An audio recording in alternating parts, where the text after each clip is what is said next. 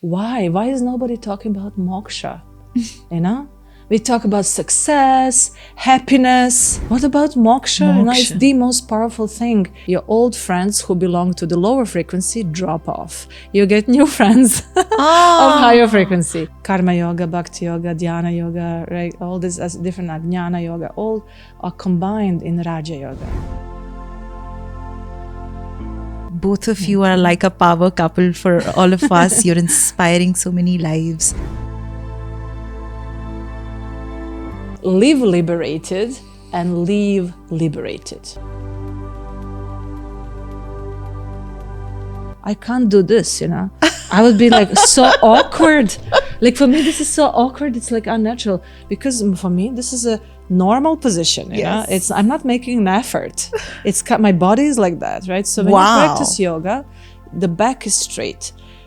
Your antenna is pineal gland and central meridian. You know, that's where you receive the energy. So if your back is straight and you do any meditation, it's flowing through. You establish that connection. There is a heat in the spine, like warm energy in the spine, love in the heart, vibration on the forehead, and energy on the palms. Do you believe someone can actually possess your body? I've experienced it. I mean, I saw people who had it. So you've had those clients as well? I'm gonna pass on the energy. Whatever is given will happen. And that's actually the truth. We don't have the right to play God, you know, because prarabdha karma is like a software that is programmed to happen. So if I remove it from you, it's gonna come on me.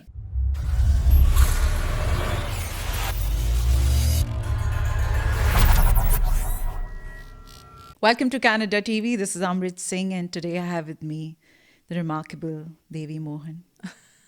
Beautiful intro, short and sweet. She is, I have a lot to say. She is a global ambassador of peace, spiritual guidance, and an advocate of healing. And her work has inspired countless lives. Her approach is very unique to bridging ancient wisdom with modern challenges that inspires transformation, and she hopes for a better world, for a better future for all of us. And today she's right here sitting in front of me, and it's an honor for me to introduce you, and I am so pleased that you gave us this time. Welcome to the show. Thank you. I almost feel like crying listening to this I intro. am inside. It's very touching. And one of the things I do, I conduct women's circles. And this is exactly the kind of beauty of that moment when you see a woman, another remarkable woman who sees the highest in you and praises that.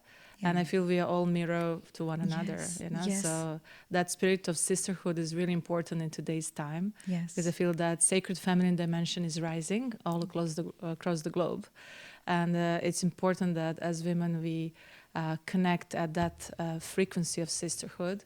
Yes. And really see the highest in one another, yes, instead of competing and comparing. And in fact, and we should rise together. Yes, that is how it will bring a change. You also happens to be a global president for ACT Foundation, which was founded in 2007, I guess. No, 2003. 2003. Yeah. Ever since then, and you happen to be the president by 2012. Yes. And since then, you have been serving them selflessly. Yeah, it's really a decision that changed my life and brought fulfillment at various levels of my being. And I believe that the spiritual credit that we earn through selfless service is incomparable to anything else that we can do while here in this body on earth. You know, so how? I mean, this is one question that I have in my mind. What do you get by doing it? What is exactly that you get? Yeah, so I remember when I first heard this, one of the definitions of Maya or the illusion is all that is measurable, you know? And that makes you think that actual acts of love and selflessness are immeasurable, but they are so real. And that's the only real thing that stays during the transition when the soul leaves the body. So I was blessed with many ups and downs in life and very deep moments of kind of facing the truth.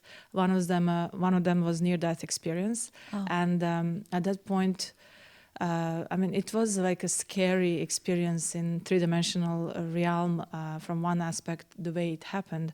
But then the benefit I got from it when I left my body and remained conscious and saw the reality beyond this dimension, it is really beautiful. And since then, I find it difficult to cry at funerals because I know I feel happy for that soul. But it's important that while we are in the body, that we really use our time to the maximum. And anyway, I mentioned this because at that moment when I left my body, there was like different transparent screens that were opening up all around me. And I was shown different lessons that as a soul I went through those experiences. And I remember distinctly that the biggest moments of like, wow, kind of awe were the moments when I was shown those situations when I did something selflessly, and that's what stays as the most powerful record at the level of the soul, you know, and that's our wealth, our inner wealth, which we definitely carry over. So, you know, if you're accumulating physical or material wealth, at some point you do realize that you're not going to carry any of it. Zero. Nothing will be crossing over, but this is going to cross. So, especially when we do it, you know, without expecting or seeking any recognition, any reward, not even a thank you, you know, simply from the heart. When you really do it sincerely, that really kind of, and another thing is when you do it to someone who really needs it. Oh, yes. You know, so in some countries in the West, sometimes people find it challenging. Like you don't see any poor people around all that much. Like, for example, in comparison to India, right? There or some are other a lot countries, in right? India. When I, for example, I was living in Slovenia now for 5 years. And you know what we did? We went to some places. There are people with mental challenges and mainly elderly, and kind of they feel abandoned. They feel very alone. So they don't need your food. They don't need any, you know, nothing. They just need love and attention. So I used to go there and I'll prepare some musical performance like Macarena or something Macarena. to entertain them. Then we do like massage, then we talk to them, then we all form a circle and dance, and some of them who are in a wheelchair, we drive them around. You know, it's a simply giving your love and attention, you know. So that's why I always tell people, you serve with that what you have, you know. It's really not about the money, you know. So some people think, oh, I support charities, every month I donate from my bank account, I click a button and I send the money. Well, definitely money is energy, it's valuable. Yes. What's beyond that? In our Charity Act Foundation, we believe in hands-on service. You know, we really always do our best to deliver the aid straight into the hands, look those people in the eyes, you know, show them there is someone out there in this big world who cares. Who cares, you know? yes. Like there's someone who cares. That's true. And, you know, that means so much. And for me, it was also at the time when the war happened in my country, I became a refugee. And I went through that. For 3 months, I was like, on daily basis, I was hungry and I was humiliated. And I didn't get anyone's compassion or support. You know, I was surrounded. They're back in Serbia itself? It was in Serbia. So I was a refugee from Croatia to Serbia. I was 13. And that's where I lost my childhood at the age of 13. And I was forced to grow up and face the reality of life in all its ugliness, you know. And I remember at that time how much it meant to me. One day there was one girl who just came and she didn't say anything. She just put her hand on my shoulder and just kind of nodded. Or one guy who received me in just agreed to be my friend, for example, because they were kind of ostracizing me, like, oh, you stinky refugee, or they won't receive you in their circle. So teenagers can be very cruel, you know. At that age, there's a lot of emotions. They don't and mean hormones. to, but it happens. So I just happened to get into that kind of a group, you know, in my classroom. And that was, I remember, but, you know, it stayed with me, that feeling when you're down, you don't need pity. You don't need pity. You just need someone to look at you and say, I see you. Oh, like yes. I see, I'm there for you. That It is just so means the whole important. world. So it really stayed with me. So if I didn't suffer like this myself, I probably wouldn't have known how it feels. The true importance. Yeah, and it gave me that dimension, that understanding. And I promised myself, I thought, at times I thought I was not going to make it, I was so low. There was like depression creeping in, like a lot of pain. And at some point I promised myself, if I make it through this, I'm going to be the one to help others. I'm going to do that. That's I a very promised noble myself. work. That is such a noble work. You don't understand. People should know the importance of that physical touch, that soul touching. I am so... Yeah, the transmission of Yeah, love. I know. But do you believe that spirituality is related to worshipping the higher power? Are they interconnected somehow? Is spirituality different than being worshipping to God? Do you believe in that? Well, worshipping of God is a, first of all, intimate act. I believe that the most effective prayers are not the prayers we learned from some scripture or somebody else, but something that really comes from the bottom of your heart.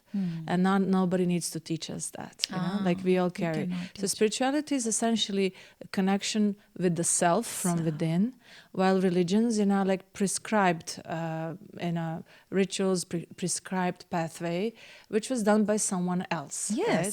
So it hasn't been you. And usually we are introduced into our religions by our family, our parents, our society. But at one point in life, whether we are religious or not, we are called to become spiritual. Yes. We all go through some experience.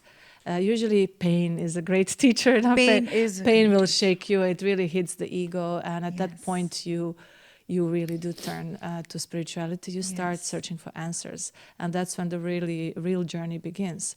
But I would say the real journey actually begins when you consciously, with all your heart, choose to serve and to give. Serve and to give. When you start giving, you really start living. But that's like a really important step in life. But it's a harsh reality. We are in a high, fast-paced world, which is very transactional.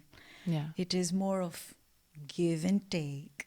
Yeah. How in today's world would you believe that when we are being kind to someone, they would think that, they may have an ulterior motive? Yeah. Do you think we can ever change this, that we are selflessly just being kind to you? Even sometimes it is in me and I'm guilty for that. Even I feel that maybe they need something in return from me. Yeah. They're doing it with conditions apply. Why is it that we are like that? I totally understand that. I do believe that change, first has to happen within. And when it happens, you have a special glow, the way you radiate. You have that glow. Thank you. And you saw it. And the way you glow, makes people, that's one thing people do see. Like, because the glow is not something, it's not related to makeup or anything. It comes from your energy field, what you radiate, right? So the way your eyes shine and all that. So that, and then of course, what is coming out of you at the level of thought, word, action, intention, right? So when all of it is very pure, you start inspiring people through your own example. And we have, aside from ACT Foundation, we also have Mohanji Foundation. So my husband is someone who has really inspired like millions of people already. Like I think it's countless. We haven't counted, but Mohanji Foundation is active in more than 90 countries. And we have our spaces where we bring people for various programs. Also, we do programs outside in various, spas, hotels, retreats, power places. Like we go to Kailash, Bosnian pyramids, all over the Peru, Machu Picchu, here, there. So we've been through really wonderful journeys so far, and people do connect and resonate very deeply with, and they gain that understanding. What is it that you actually get? Yes. So what you get is actually a change in your frequency. So once you change your frequency, then you start radiating energy in a different way, and your whole world transforms. Your old friends who belong to the lower frequency drop off. You get new friends of higher frequency. I really am so intrigued. Yeah. It starts reflecting in your entire reality. And then Mohanji says you can influence even your ancestors 7 generations back and 7 generations to come. Right? So these 14 generations is what you're working on aside from yourself. Wow. So the moment you transform your frequency, it spills over to the past and future. And once you get that understanding, you'll be like, wow, I really want to do the best I can while alive. So selfless service is a very important aspect in this regard of changing your frequency, but also actually getting the right life philosophy, the right attitude of gratitude, acceptance, being natural. Like, so one of the key mottos of Mohanji is be you. Be you. And I'm someone who is like was put in the forefront in being challenged to really be me, because when I married him, like you marry a spiritual master, you marry a guru from India, and then what are the expectations on you as a woman, as a wife? So at some point, I was never Indian enough to Indians, and I was never Western enough to Westerners. And as you see in my clothing, my attire, I have developed my own style. Like at some point, I said, I don't give a damn. I'm going to be myself, Yes. And that's where that true, authentic, wild side of me came out. I'm not this like prim and proper, blinking with the eyes and just humbly, I'm wild. I started conducting something called conscious dancing, which kind of got channeled through me while I was sitting next to Mohanji. I saw all that. Yeah. It's amazing. I would love to be a part of it someday. Oh, I would love to have you. Yeah, you would love it. Especially people from Punjab, I know that. Oh, we love to dance. If dancing can heal us, what's better than that? But I am so intrigued knowing when you said that when your friends are on a low frequency. On that note, I would want to ask you one question.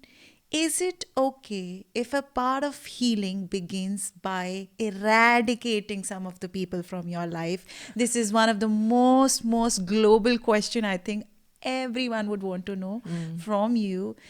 Sometimes even if it has to do with your biological parents, because of any trauma that you've been through in your childhood, or anyone that gives you pain, and you really just want to let go and heal, and you want them to just go.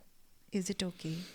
Okay, so I'll start with an example of friends. Let's say you used to, I don't know, smoke and drink, right? And then you raise your frequency, and one thing that happens is that need from anything external to make you happy. You start discovering that happiness from within, just through your own breath, through meditation, through like even this conscious dancing is like, I'm dancing, but my attention is within, right? So you train yourself to build the energy from within, and then start entering into mode of giving and sharing, right? So you feel that source is from within.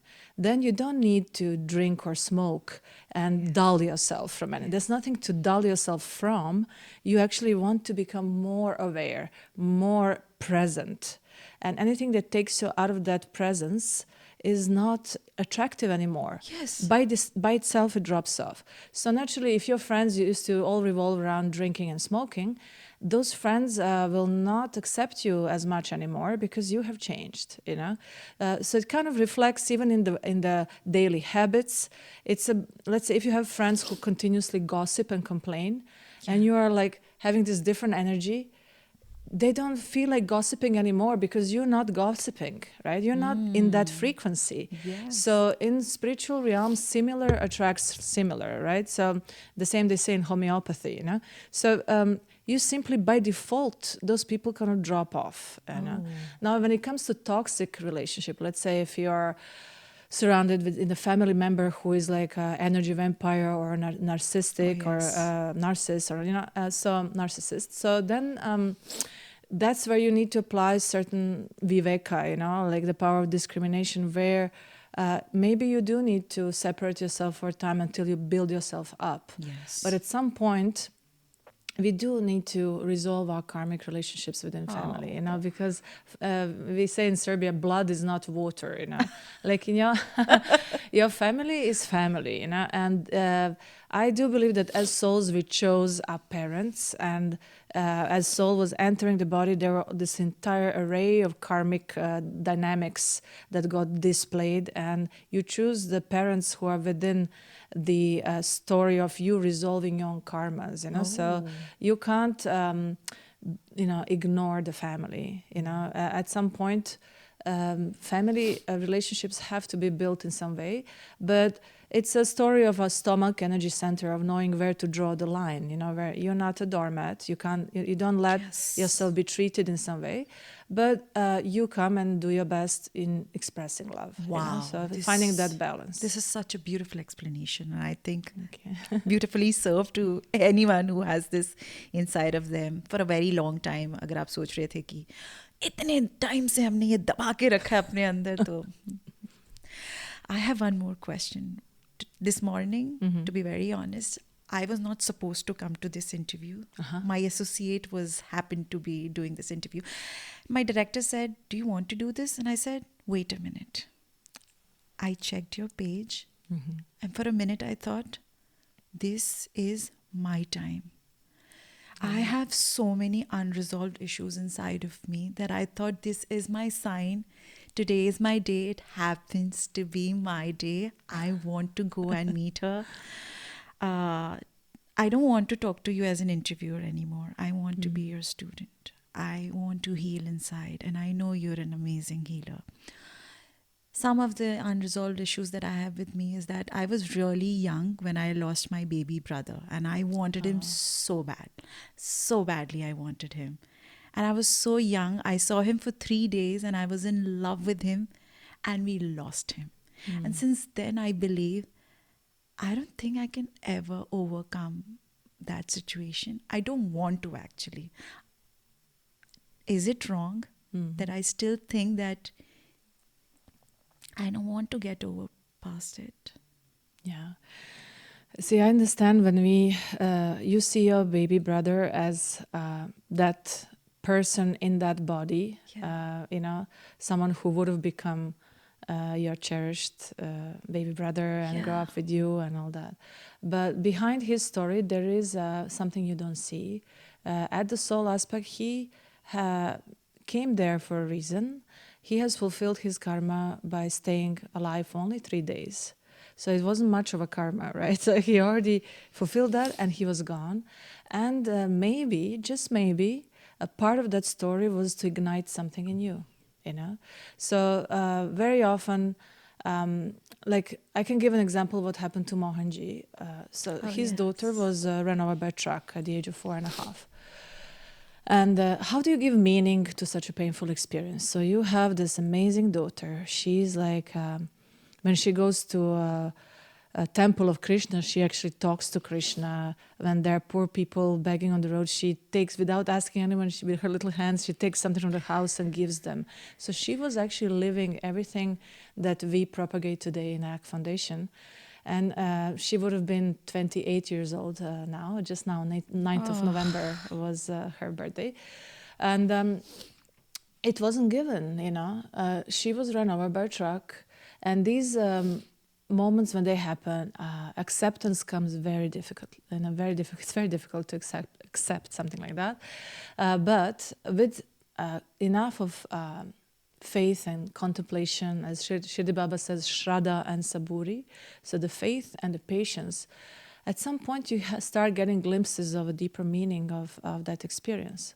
So Mohanji was like someone who, instead of going into depression, alcohol, all the other modes of escaping and dulling the pain, because when pain is too strong, we, as human beings, we want to run away, we want to dull it, you know. But, pain has this outer quality. It comes almost like a laser beam that cuts through the maze. It takes you to the depth. And you wouldn't have entered that depth without that laser beam, you know. It just kind of cuts through and you can't ignore it. So when you lose someone you love, you know, that vacuum is there and then you can't ignore it, you know. So either you go into dulling it and kind of feeling sorry for yourself, crying, and just endlessly being sad about it, or you look into where that laser beam takes you. and it takes you into looking at life from a different perspective, from the perspective of the soul. So at the soul level, what I saw when my soul left the body is the moment I came out of my body, all the regrets, emotions, pain, it was all gone. It's a pure witnesshood. That's why we, in spirituality, one of the key steps is developing the inner witness. Witnessing is the nature of our soul. So our soul doesn't carry the pain. Our soul is a perfect presence and a perfect witness. And there's this complete awareness in 360 degrees. So right now, we are mainly like in the front, right? Because our senses are all here in the front. But the moment you leave the body, it's like 360 degrees, the full picture.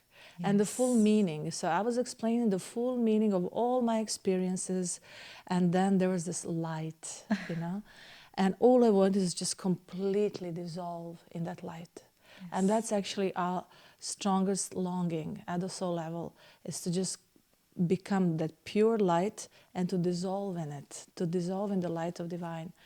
And then I was sent back, because I was told it was not my time. So I was told it's not your time yet. You have not fulfilled your mission. And your mission is to serve the unity. And you are doing it. And then it took me some time to understand, well, how do I serve the unity? But you see, it was not my time yet. Your brother, it was his time. So the keepers of the karma, they knew why. So it's enough to tell yourself, like, I don't know why you had to stay only for 3 days, but I believe, that there is a meaning to this experience. And through the power of love, which is energy can never be destroyed, love connection at the soul level remains forever. The souls who love each other always gravitate to one another. They always find each other, right? So you will find each other. If not in this world, then in another. He may come back while you're alive or when you leave the body, but your connection will be there. Connection is there.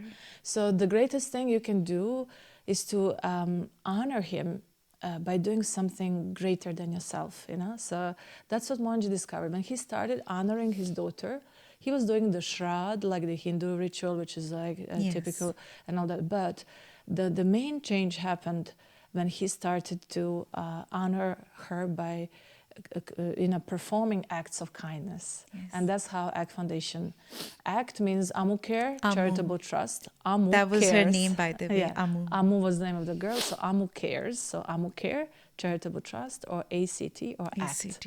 So we just can make it short. But ACT means like action.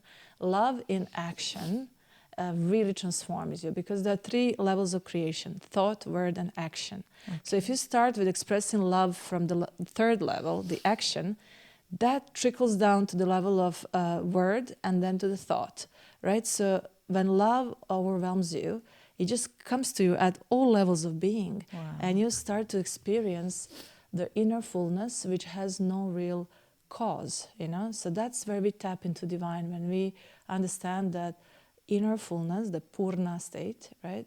And suddenly it just happens to you. You feel like a fountain. And then it's natural to give, like fountains just overflow. They just give. So you become the cup that overflows. And then you naturally want to serve. You want to use every opportunity to touch someone, to inspire someone, be there for someone. It's such a privilege to do that. It is actually a privilege. So yeah, definitely, I wouldn't worry. It will click in you at some point. I am waiting for that moment, actually.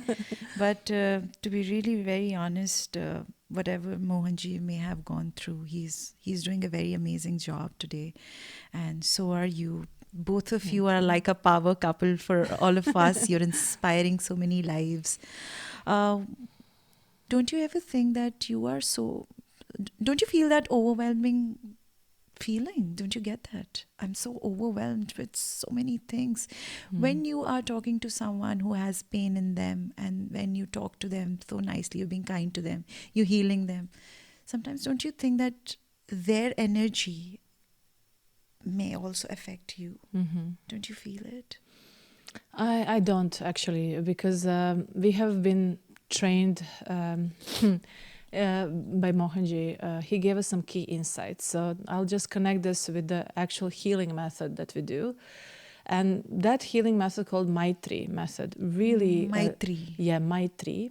Okay. It totally transformed my life. It deepened my perspective in so many ways. I started also having visions through my inner vision when I do the Mai-Tri. But it really, the point is not to see the visions. The point is to be fully there, present, and pass on the energy. Now that initiation came through Mohanji.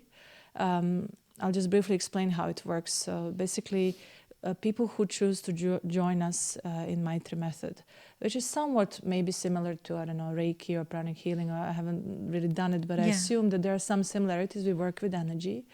But the way that we work is just tiny bit different in a couple of aspects. So one is that we connect to Mohanji's third eye, you know. And so understanding there is a living spiritual master who is like his kundalini has gone up, you know, he has reached the awakening. He has connected to the source in a very stable way, right? So it's like direct on connection with the source. So you have two options. One is that you go through your own karmas and cleansing and aiming to reach the source. It may or may not happen in this lifetime, depending on what is your karmic backlog. But no matter what your karmic backlog is, if you have a spiritual master and you connect to his third eye and he's connected to the source, you have a pathway straight through. Wow. And at some point, when you connect to the source, you don't need the four wheels, then you drop that, right? Because it's not the point to be hooked on to any master. It's only, he's only like showing you the way, the right? path. So with Mai-Tri, I feel that my spiritual progress enhanced many times over because I started understanding how these karmic dynamics work. So I have many stories from Mai-Tri and many experiences I've had. Some of the very beautiful experience that you can never so I'll forget. just first explain how it works. So basically we connect to his third eye. The moment that happens, you establish that connection, there is a heat in the spine, like warm energy in the spine, love in the heart, vibration on the forehead, and energy on the palms. So palms are like extension of the heart, right? It's pure love. And there's like a lot of heat that comes through these small chakras on the palms. And then we start working on the client. So we tell the client, you don't need to visualize anything, make any effort, just be like a child, open, receptive, but do feel, recognize the love in this warmth. And you really feel it starts going through. So chakras are like a funnel, a vortex of energy, right? So the way it spins, it has like a tail, similar to ice cream cone, that shape. So there's this point at the bottom, the tip. This is the point where physical, astral and causal body meet. Causal body is what's called Karana Sharira in India, right? So Karana Sharira is the most subtle layer. And there you cannot reach unless you are a spiritual master. See, I didn't know that. Usual healers who go through like normal courses, they can't reach Karana Sharira because it is so subtle that simply you remain at the level of physical and astral. It's not reachable. You don't have the key to open that door. I have heard about astral projections. Yeah. But what you are saying is something This is much beyond. deeper. So Karana Sharira is the layer where the seeds of impressions are stored. They're little eggs, like chicken eggs. You know? So these seeds of impressions are there. And mainly painful ones, because painful impressions, they remain as scars, while pleasant impressions, they are like traces on the sand, right? So what we store the most will be the heavy stuff. Now, we have the right, as Mai-Tri practitioners, to work on the impressions which are not part of prarabdha karma.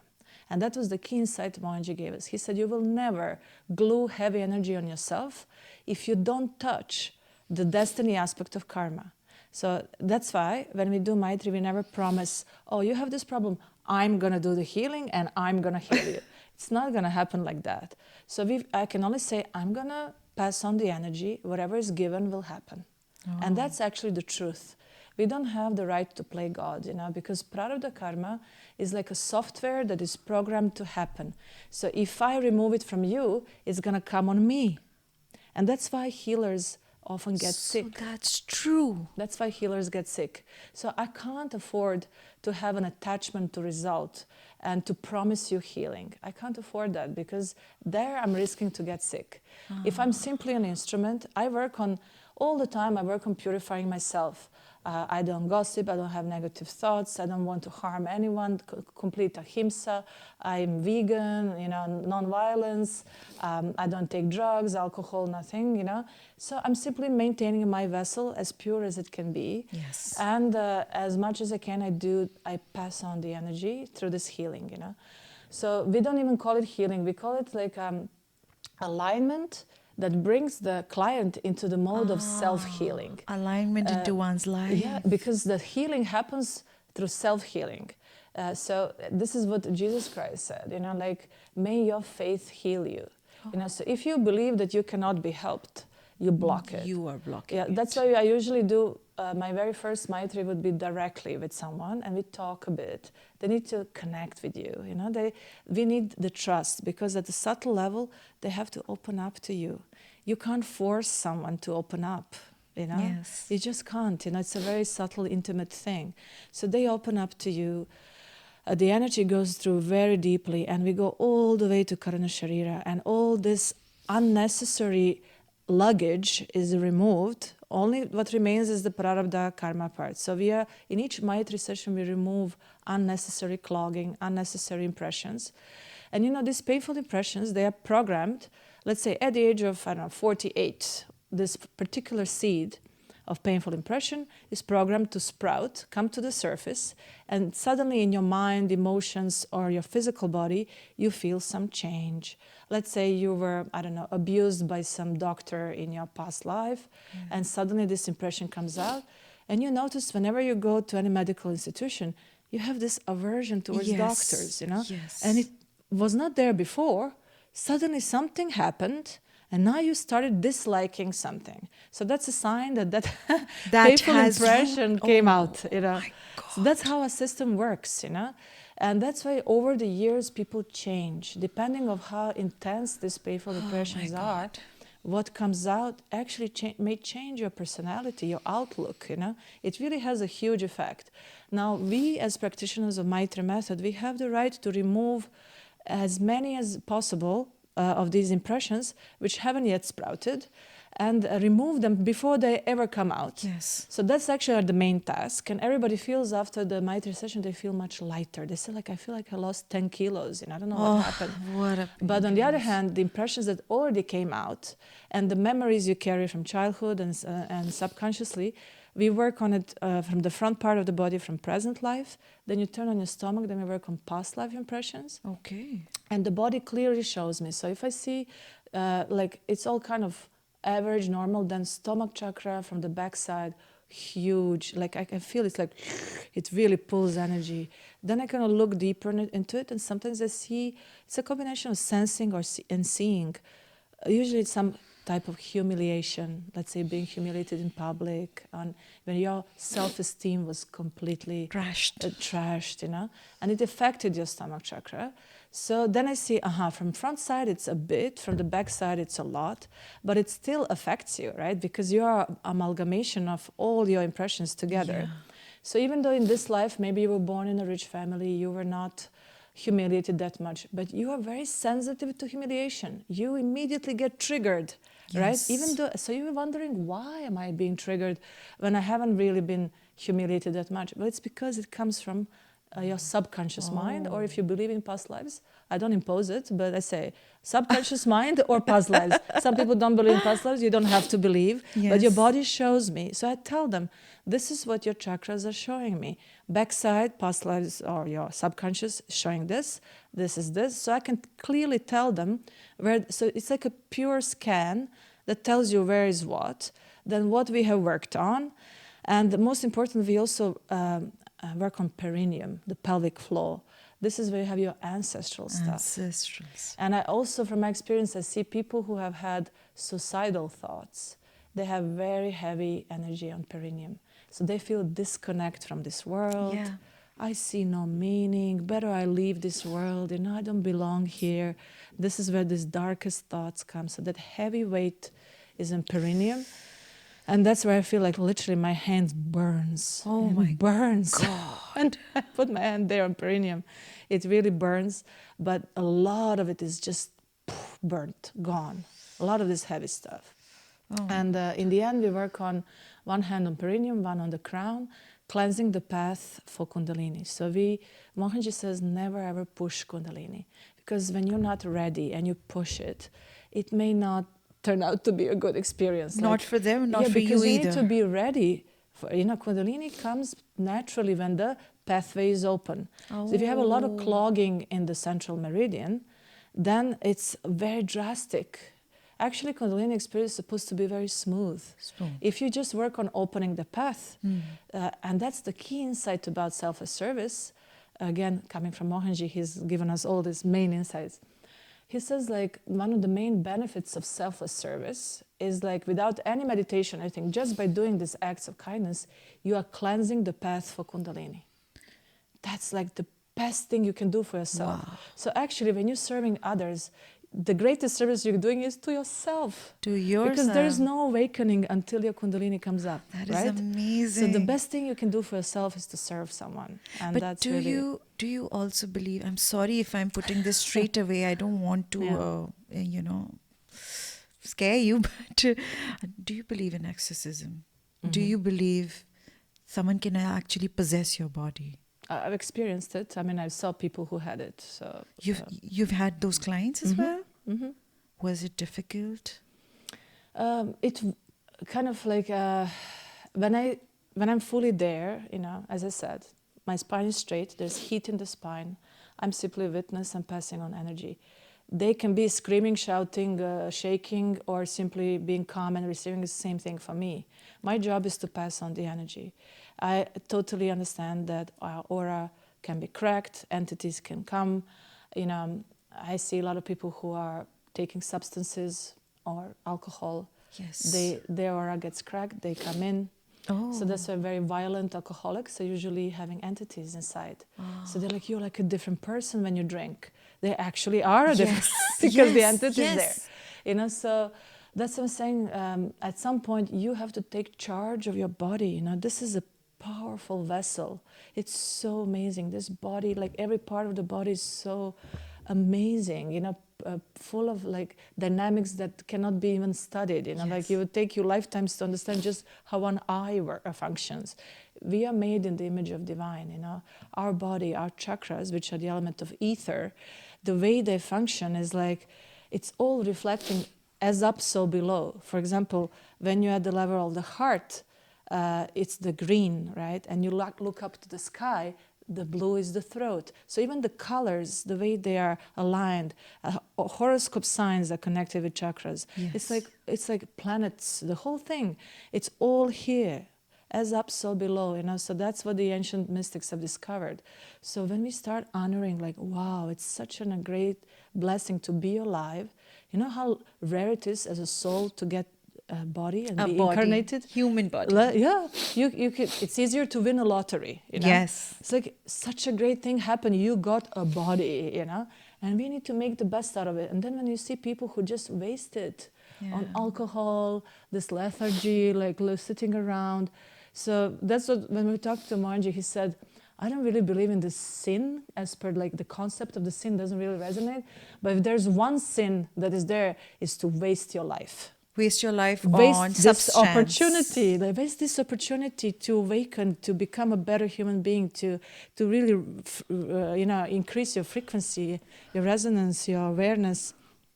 If you waste it, it's really sin, to waste it because you could have achieved so much. You could have achieved so much, but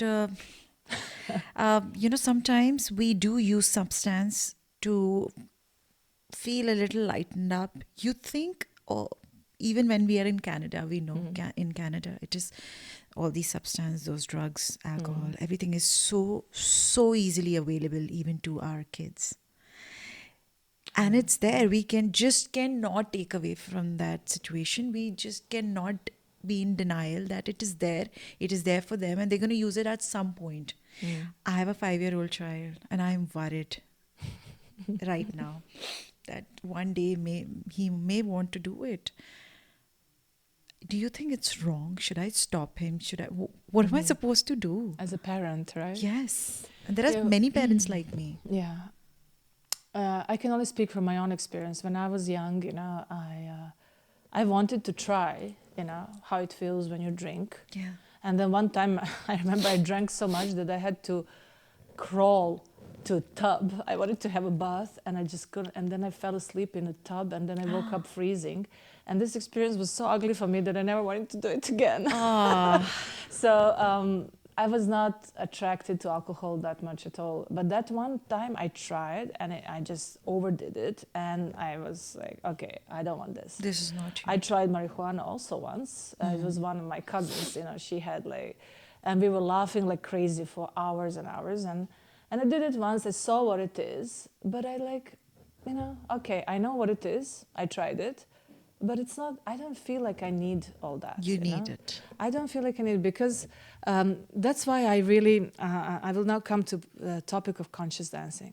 When this technique came to me, it kind of just got channeled through. I was sitting near Mohanji, and it just kind of literally came to me in a second and then opened up like a flower. That's the feeling I had. I just suddenly had the insight how it's supposed to look like, how you travel through the energy centers and you bring your attention within, and different topics, and how one is dancing, one is vocalization, one is breathing, but each one has its theme, and you travel through the stairway of heaven until you reach the crown. And this dancing, really, it's fun, Yeah. I always do my best to choose fun songs and all that. But in the end, I always tell people, when they sit at the end, when they reach the crown, we finish, we sit down, and you feel like every cell of your body is vibrating. There's this complete fullness from inside. And I tell them, remember this moment. Remember, you reached this without taking anything from the outside world. You didn't need anything, not a glass of wine, nothing. So usually people, in order to dance, they need to drink a bit because they can't loosen up. To loosen up, yes. Yeah, and I totally get that. But this is this dance is done without structure. There's no choreography. And your eyes are semi-closed. And I invite them to look at me on the stage because I'm kind of reminding them of the steps and all that. And I kind of inspire them with my wild dancing and everything. But the point is that they start to feel that energy from it. So it's enough to taste it once, what the real deal feels like. Yes. Then you're not going to go for the fake. Wow. Because what we call the Satan or this devil, it's all that's upside down, right? It's actually the fake version of divine, right? So it gives you fake version of divine. Yes, that's what it is, and it's always about some kind of resistance to something and all that. So if you forbid your children and you tell them you are not allowed, you will never make forbidden fruit, they would want to touch. Oh yeah, forbidden fruit, they will want to touch. But if you talk to them and you explain them how it is, if you want to try, you try it. But I can tell you from my experience, it was like this. It was like this. So I feel as parents, we need to develop this closeness to our children and tell them I was not prim and proper all the time either. I had my moments, because you can't raise your child in some kind of a glass castle. Restricted manner. It's not going to happen, right? My daughter's not 13. I don't deny her to watch something on Netflix or on social media and stuff. Wow. You can't, but I talk to her, like what I would... I have to warn her that there are people who may put something in your drink when you go out in these bars. Okay. It can happen. So they have to be aware. Like we have a friend in Croatia who went out. She was, 16 and 16 or 17, I can't remember. And there was one boy who smoked marijuana. It turned him into a bit of violence and he abused her sexually. So she lost her virginity in abuse. And she had a very tough time to handle that. Yes. She was very low. Yes. So, that's like big time harming for that girl. It's going to take her years to overcome that. It's going to affect her. And so it's really not worth it. Yes. So especially girls, we have our approach cannot be the same as boys because we are vulnerable. We are wired differently, we're built differently. Exactly. So we have to watch on this aspect. of abuse and Yes. violence and all that. And how do we protect ourselves? Yes. So we girls have to be aware of that. Yes. You can't just have pink glasses. Oh, everybody's great. We are just That's partying. true. At the same time, you can't not be sociable and go out and because then you miss the whole fun of growing up, Yes, right? that's true. So every parent has to go through that. Bit So of you are worry. going through it as well. Well, it hasn't started yet. She's 13. I mean, it's coming. I can see it's coming. But I'm preparing myself, and I've been through a lot in life, and I saw that I was really protected in those marginal moments. Yeah. I could have been abused sexually at least 3-4 times. Oh. I could have been killed, and divine always protected me. And so I feel if we just maintain that faith, and just always hope for the best, and speak to our children sincerely, Yes. from an open heart, without judgment. Without understanding. judgment. So you always say, I totally understand you. I've also been in your age, I remember you share your stories with them, you come closer to them. So believe that through maturity, they will reach that understanding. You don't have to punish them so that they understand. So sweet of you. But also she is a believer of spirituality. Is she also spiritual by heart? Yeah, a believer in a sense, like she's very authentic, and I believe that if I push her to do yoga and breathing techniques, mantras and all that, it's not going to work. But she's been around us. Literally, she was 40 days old when she traveled by airplane for the first, because I delivered in Serbia and then I went back to Oman in the Middle East, in Muscat. That's where we lived. And she's been surrounded with these satsangs with Mohanji, with our retreats, with the social service initiative. She has it within her. She's been seeing that all the time, and it comes natural to her. Yes. It's her world, Yes. right? So I don't need to really push her into anything. But I noticed, for example, I wanted her to do a bit more yoga to improve her posture and all that, because nowadays kids are all on the devices. Definitely, please. So if I push her, you have to do it with me every morning, and she sees me doing, I always do Surya Namaskar. Wow. Even if I don't have time for full yoga, I always do a bit, because my body is wired that way. I enjoy. Some people, I remember I went for one podcast in Serbia, and see the way I sit, I don't even pay attention. He's like, look how you sit with your spine straight. I can't do this, I would be so awkward. For me, this is so awkward. It's unnatural, because for me, this is a normal position. Yes. I'm not making an effort. My body is like that, right? So when Wow. you practice yoga, the back is straight. Your antenna is pineal gland and central meridian. That's where you receive the energy. So if your back is straight and you do any meditation, it's flowing through.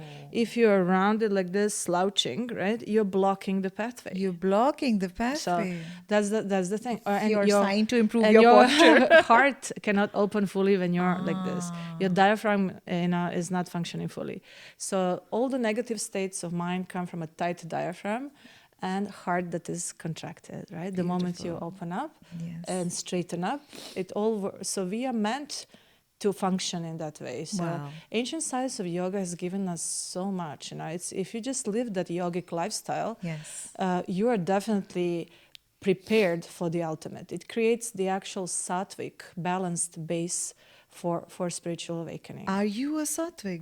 Do you take a sattvic diet as well? Is your diet completely sattvic? Yes. Wow. Yeah, it came through stages. I first stopped eating red meat, then I stopped eating chicken, then I stopped eating fish, then I stopped eating eggs. Then last came the dairy. Even dairy. Why dairy? Okay, very briefly, dairy is full of the worst type of violence. What we do to the cows is so bad that you cannot think that it's not coming through that milk. So I'm not against, let's say in ISKCON, for example, they have their own cows. After the cow milks the calf, then they drink. So that's fine. But where can you buy nowadays in any supermarket? It's adulterated. Where can you buy a dairy product knowing that this cow was not tortured? You can't, right? So dairy industry is cruel by default. That's the way they operate. So I do not want to support that industry. I'm sorry. It's it's really, for me, when I see the cows, they're like these most divine beings who, they cleanse entities around them. The cows cleanse all negative energies around them. They give milk. They give the best possible fertilizer, which is cow dung. Yes. And, they give everything. And now when we were in Gear Farms, now 9th of November here in Canada, we did a social service. We went to one Goshala. And there was a gentleman called Vishal. He really inspired us. He told us something I didn't know. I discovered this for the first time, that the mother cow, is the only mother to whom milk comes naturally in her breast, even when there is another being not of her species who is hungry and wants milk. The milk comes in her breast and she gives it. Oh my God. Like human mothers will not, like if I see some dog, I don't feel like breastfeeding, Yeah, right? exactly. It's not normal. Yeah. But cows feel that. Mother cows feel that. I was so, it really stayed with me. I was so moved touched by this information. And then It's imagine beautiful. this pure being, so full of love, wants to give its milk. We And they are actually tortured. abuse it. They actually abuse the cow, and they inject her with all this hormones and stuff. Oxytocin and The hormones, also that she can continuously produce milk. And then her breast gets inflamed, and the pus comes in that milk, and they're still pulling the milk. So after I say all that, when my God. once you're a mother and you experience the breastfeeding, and it's so sacred for me. Yes. This experience of breastfeeding, and that, like I'm in my office and I suddenly feel the breast coming in, the milk coming in my breast, and I know my daughter is thinking of me and she's hungry.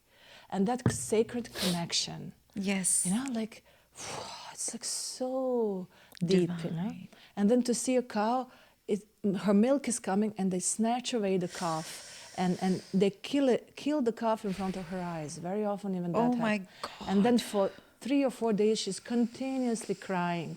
And that sound is unbearable for my ears, honestly. It's like we had one neighbor in Slovenia who has cows, and he told us, oh yeah, it's quiet in here only when the cows, when we remove the calf, then it, remove the calf. You actually snatched away the child from a mother, and naturally that she's gonna mourn and cry and sob, and you're just so cool about it. Yeah, it's a normal thing. It's not normal. It's cruel. It's cruel. So we have to understand, when you take that milk and all those products, you're supporting that industry, and they're gonna go on and on and on. It's and never nothing going is to end. gonna It's change. actually, Yeah. it's a never-ending thing. So I'm super happy to support milk products that come from non-violence, and if we can maybe create an industry that will function that way. Yes. I'll be the first to go eat that paneer and drink that milk. And in fact, I'm intolerant to cow milk. I have discovered that, but I do like whipped cream and cheese and all that.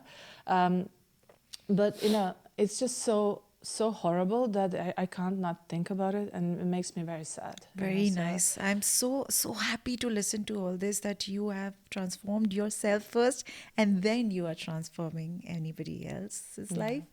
And so, but what about your name? How did you name yourself Devi Mohan? Okay, Mohan is my last name, which I got when I married Mohanji. Mohanji. So his name is Mohan, my last name is Mohan, which is common in South India. Explained that to someone in Europe. It was very tough. So the wedding clerk refused, and I had to go through legal procedure of changing my last name, and it was like really tough because I have Croatian passport and Serbian passport. I have two double citizenship. So it took me months to complete the paperwork, but I did it. And then in 2015, I came to this idea to change my name. My old name was Biljana, but it's spelled Biljana, and everybody was calling me Biljana. And Biljana. It's horrible. Just J is pronounced as Y in my language. So Biljana, wow. and then I was bothered by this Biljana, and somewhere I suddenly got this. I heard how in India people give divine names to their children. So that energy comes to you every day, because at least 10 times per day somebody calls you by your name. Exactly. A name has a frequency, right? Because there's an energy associated. So if, let's say your name is Jyoti, or like your Amrit, right? Yes. It's got a very divine frequency. It's very high energy. So the moment I call you Amrit, that fragrance of Amrit, that frequency comes to you. Wow. So your parents did a great job. They didn't name you something horrible. They what about Rahul? Yeah, makes me think. Yeah, Rohit. makes me think. But okay. So we see so many Rams and Krishnas and Gopals and so many of these names in India. That's very normal. In the West, we have some like Bilyana means the herb, like the one who connects to herbs. So it's a good name. But Yes. I just wanted to change my name. It just came, and then the moment I had this thought, I remember that day 5 synchronicities connected with Devi. So first I was reminded of something that when I received the very first Shaktipad, which is the transfer of energy on the forehead and the crown, Yes. done by spiritual masters. So when I received that first Shaktipad from Mohanji, there was a presence of Shirdi Sai Baba, who is from all the masters, he's the closest to my heart. And he told Mohanji, through Mohanji, he told me, the highest version of you is Mother Mary.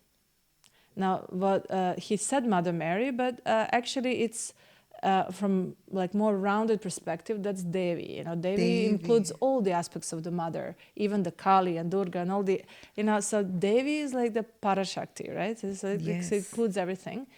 So that's where I got this idea first, like, that's the name that vibrates the highest frequency of me. Wow. So if somebody would call me Devi every day, I would be like subconsciously even or consciously reminded of the highest version of me. So that made sense. And then we met a lady who does Soundarya Lahiri chants, and she invited me and she saw something special in me. Then there was another guy who checks your horoscope and he says, as per the, Vedic tradition in Kerala, what are the names that are on the list? So you can't just take any name. You should take as per your star and all that. And usually there are like 10 names. Okay. And I was curious to see that. And I went through the names and the 4th one was Devi. Devi. I was like, it's there. So there. that was the 3rd synchronicity. I can't remember what were the other 2, but it's just throughout the day, the Devi. You manifested it. Devi. I said, okay, that's it, Devi. So I liked Devi. it. Devi Mohan, no L, Ch, Ny, all these letters that are mispronounced internationally. So that sounds really like me, it like sounds really good. Yes. So I decided, like, who says you can't change your name? It's like, why not? Yes. Because in a way that also reaffirmed my commitment to my own spiritual awakening and becoming the highest version of me. It is actually serving the purpose because what is the meaning of Devi? Divine Mother. Divine Mother and Divine Mother, yeah. Devi. Devi. So, but the moment I changed my name, then there was some comments. Then, so literally it works like that. The moment you pop your head out from the average, right? Then there will be the pull of the matrix, the judgment, the opinions, right? So in the Balkan region, Devica is the virgin. So Devi sounds like Devica, so they were like, you give yourself some virgin name or something? I'm like, well, definitely I'm not a virgin. I have a child, Yeah. obviously, but no, it doesn't mean the virgin. It means Divine Mother in all her aspects.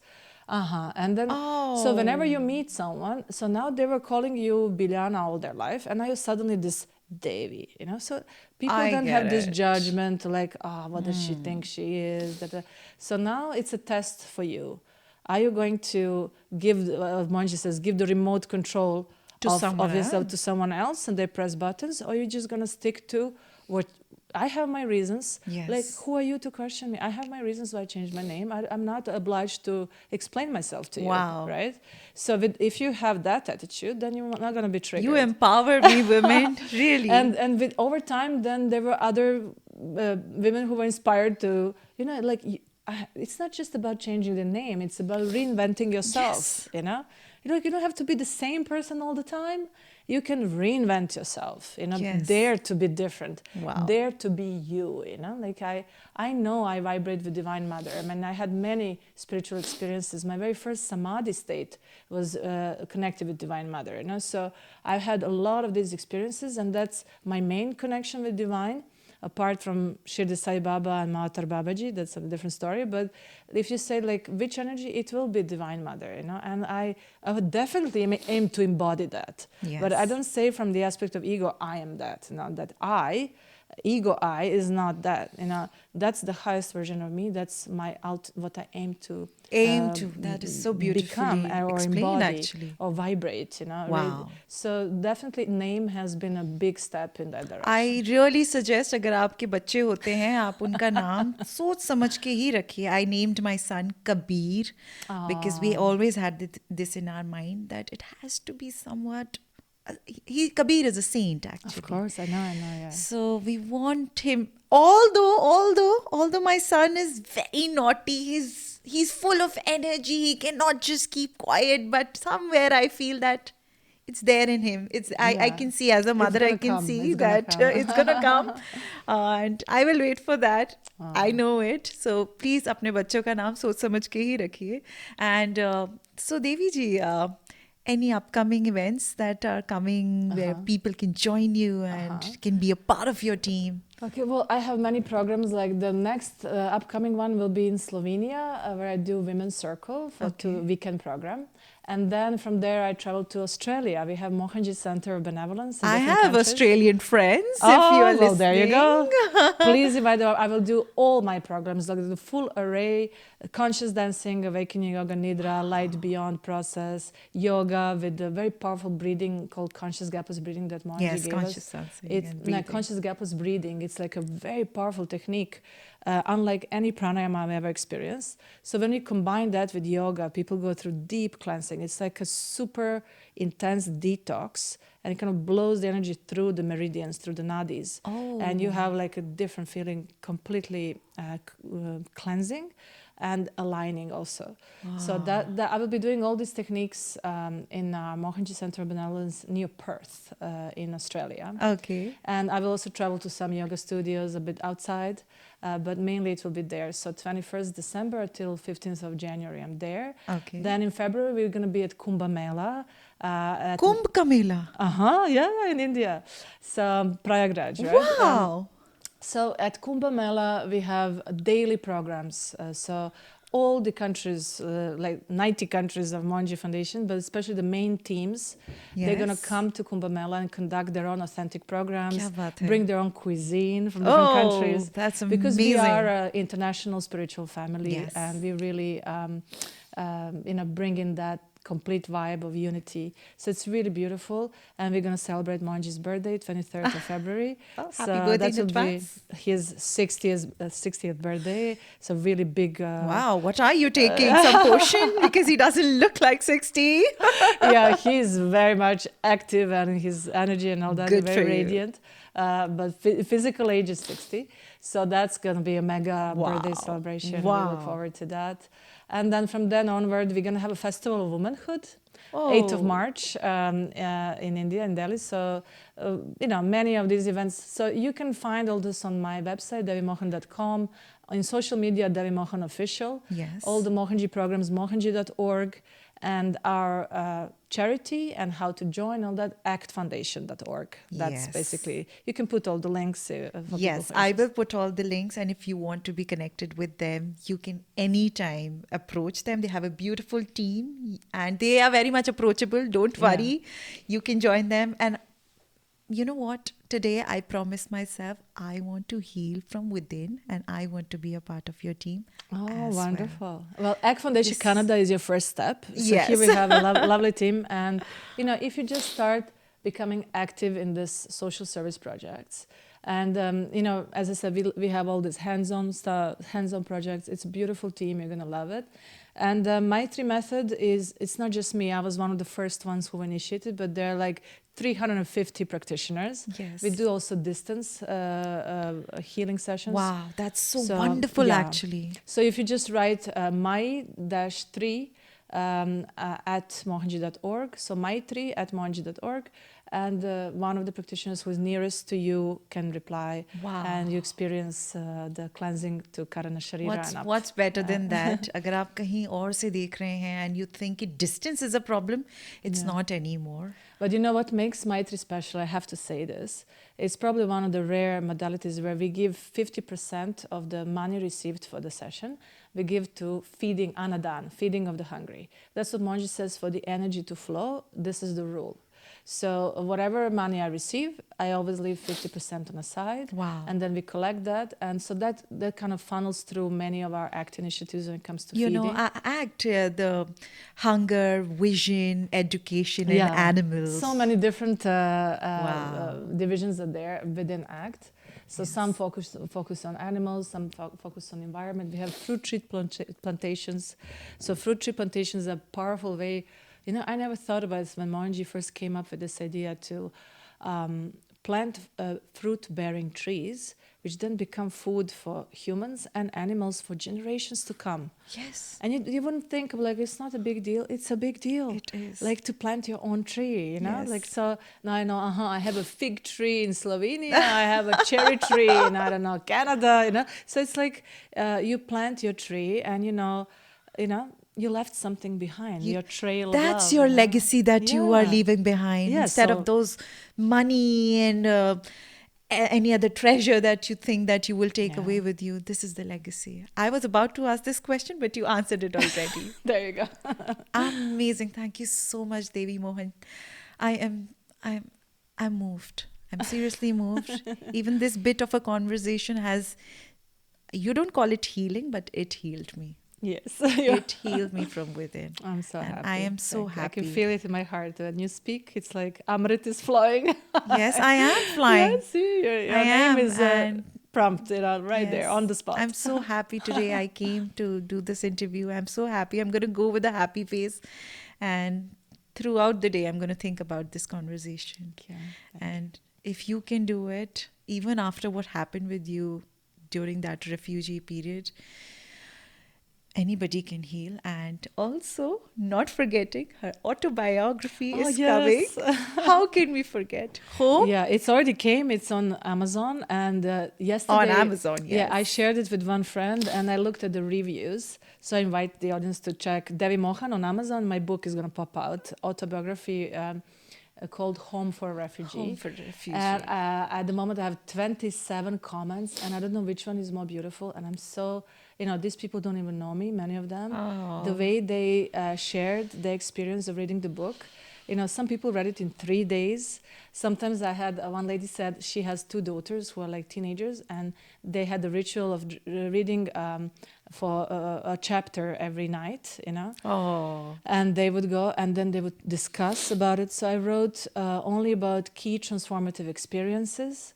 Like dark night of the soul, near death, you know, facing all my darkest fears, and then those moments of intimacy with divine. And you know, when you read about that from a scripture, it's one thing, but when you read about somebody's experience, it has a special way of reaching your heart. And I learned that from Autobiography of a Yogi. That was the book that changed my life. Wow. And it was my greatest fantasy or prayer that maybe one day I will, you know, be able to do that, what autobiography did to me, Yogananda's autobiography did to me, maybe I'll be able to do that to somebody by, you know, conveying my experiences.